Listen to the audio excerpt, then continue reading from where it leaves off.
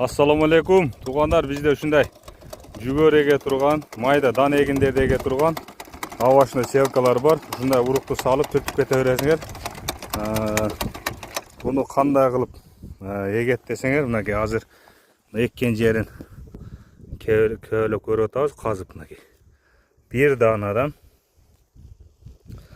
ушундай кылып урук таштап кетет. Берге эккенибизде жүгөрү. Кичине ала чыгып калган болчу, нелерге урук түшпөй калыптыр. Ошону азыр эгип атабыз.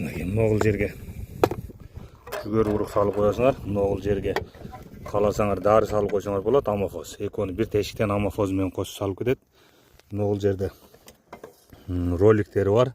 Алмашат, каалаган нерсени эксеңиздер болот. Анан майда дан эгин эгебиз десеңер, могул жака майда урукту салып туруп, бул жака дары салып коесуңар.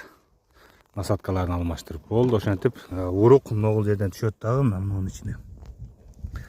О ичинде бир даанадан уруктар бар, мынакей көрүнүп атабы.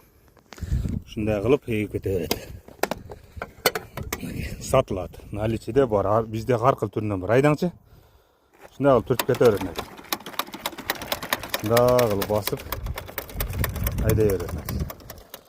Амына эгилген жерлери могу азыр эгип кеткен. Азыр казып атабыз. Лайктан баскыла, комментарий жазгыла. Баасы 9000 сом, 10000 сом, 11000 сом. 3 кыл варианты бар. Аралыгы жылат. Каалаган размерге.